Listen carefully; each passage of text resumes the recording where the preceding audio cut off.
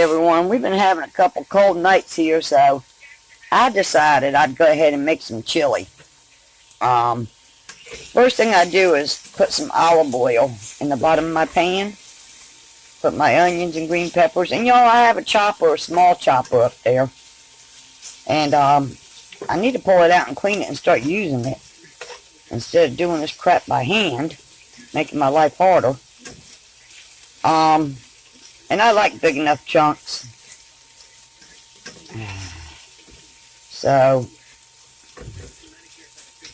my grandkids ain't eating it, but a lot of them, they don't even like onions, so.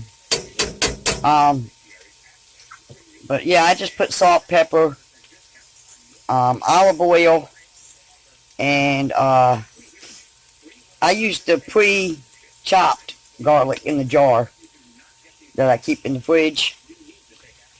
So then once I get these pretty well done, I'll go ahead and fry up the hamburger meat, and then I'll strain the grease, you know, most of it, and I'll show you what I use. I don't use like the package of chili seasoning. I'll pull out my spices and show you. Alright. Okay, everyone, so I'm getting ready to put the hamburger meat in.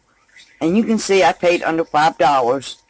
Now, it's not a lot of hamburger meat, but it'll feed, I don't know, 4 to 6.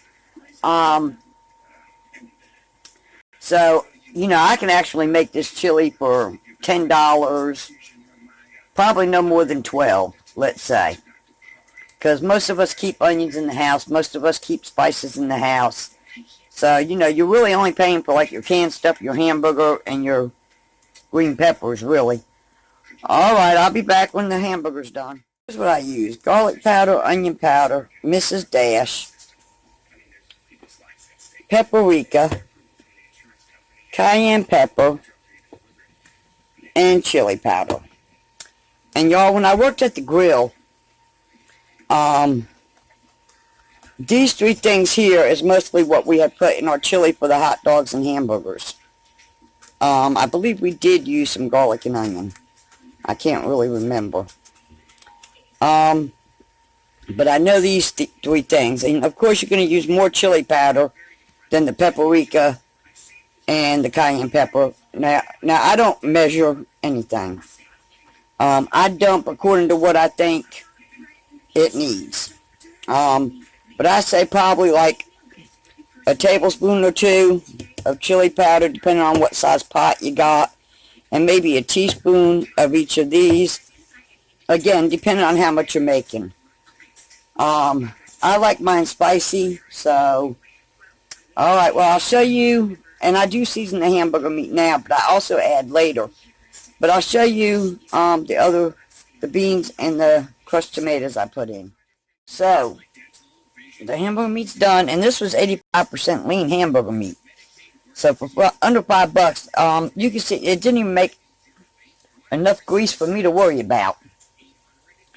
So now I'll show you what I use. Bush's chili beans, the pinto beans, and mild chili sauce. And I'm going to use 2 cans of that.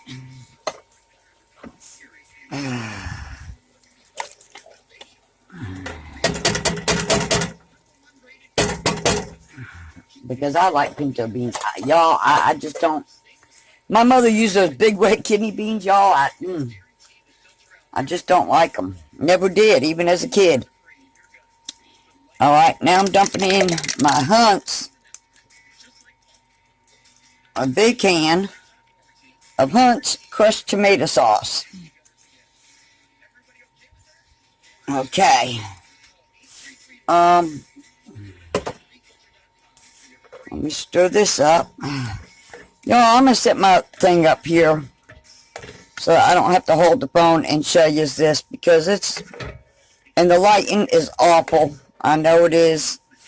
I got to figure something out about that. So anyway, I'm stirring this up. And I do add some water. Not a lot, but I add some water because when this cooks down, the water goes out of it. So, now I normally would put this over elbow macaroni, or some kind of, curly noodles or whatever. But I don't have any, so guess what I'm going to put it over?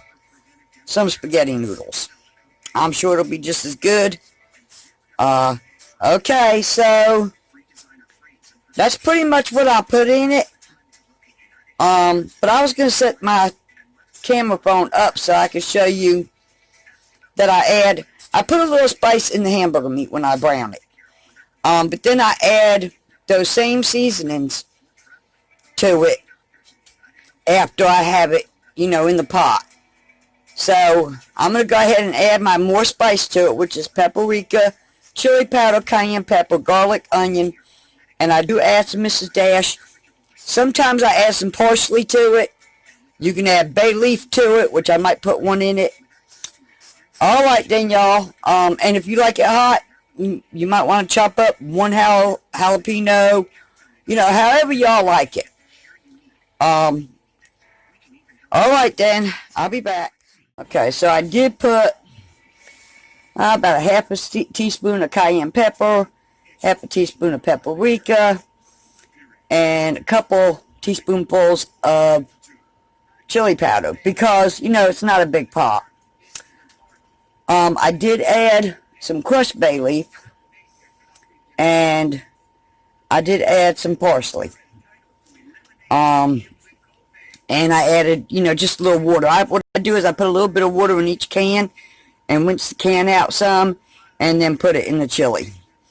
And now, even though it's all basically pre-cooked, I'm going to let this simmer.